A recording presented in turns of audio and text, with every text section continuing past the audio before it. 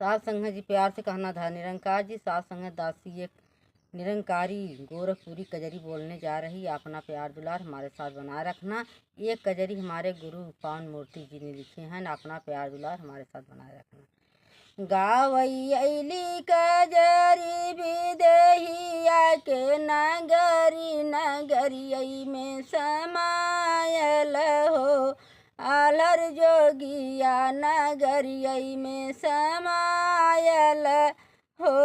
आलर जोगिया गावैली कजरी विदेहिया के नगरी नगरियई में समायल हो।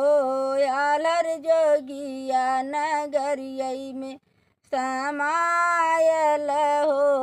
आलर जोगिया गुरु के दुअरिया अइली धइली पयरिया समझिया में आयल हो।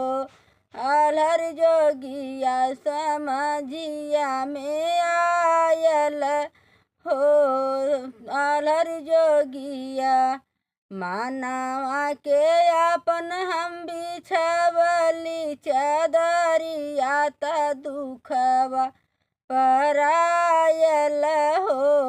आलर जोगिया त दुखवा परायल हो।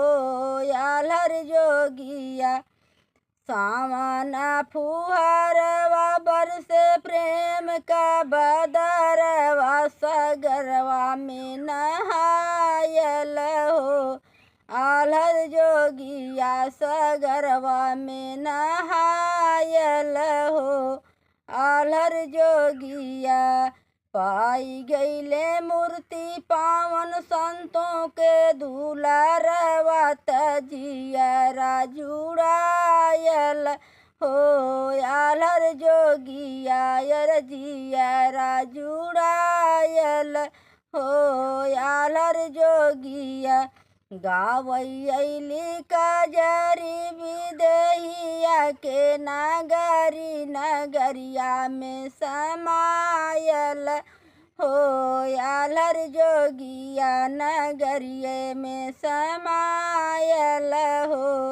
आलर जोगिया। सात संग प्यार से कहना था निरंकार जी।